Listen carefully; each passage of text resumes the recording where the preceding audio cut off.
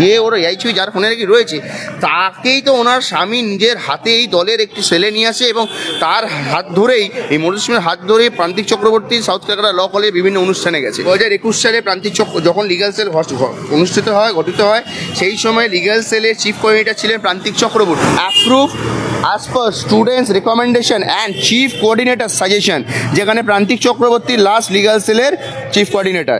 ওনার suggestion ও স্টুডেন্টদের সাজেশনে, ওনার recommendation স্টুডেন্টদের সাজেশনে এই লিগ্যাল সেল গঠিত হয়। সেই লিগ্যাল সেলে আপনারা দেখতে পারবেন যে মনোজ মিশ্রের নাম জল জল করে উঠে আসছে। দলের ওপর সব কিছু ঠেলে দিয়ে উনি নিজেকে কালিমা মুক্ত থেকে মুক্ত করতে চাইছেন। প্রান্তিক চক্রবর্তী রেকমেন্ডেশন নেই, তৃণাঙ্কুর ভট্টাচার্য তখন এই লিগ্যাল সেলের অ্যাপ্রুভাল দেন এবং এই লিগ্যাল সেলে মনোজিৎ মিশ্রকে প্রান্তিক চক্রবর্তী নিয়ে আসেন। তা উনি নাম করে বলুক না কোন দাদার কাছে রয়েছে, সেই দাদার নামে অভিযোগ জানাক না। এখন তারা আবারও মাঠে ময়দানে নেমে পড়েছে, যদি কোনোভাবে আবারও ফিরে আসা যায় বা অন্য কোনো রাজনৈতিক দলের থেকে কোনো ফায়দা পাওয়া যায়, এদেরকে নিজেদের স্বার্থ গোছাতের জন্য, স্বার্থচারিত করার জন্যই তারা এইটা করে বেড়াচ্ছে। যেটা কালকে অবধি আমি শুনে এসেছি, উনি নাকি মিডিয়াতে বলছেন উনি দলের একনিষ্ঠ কর্মী।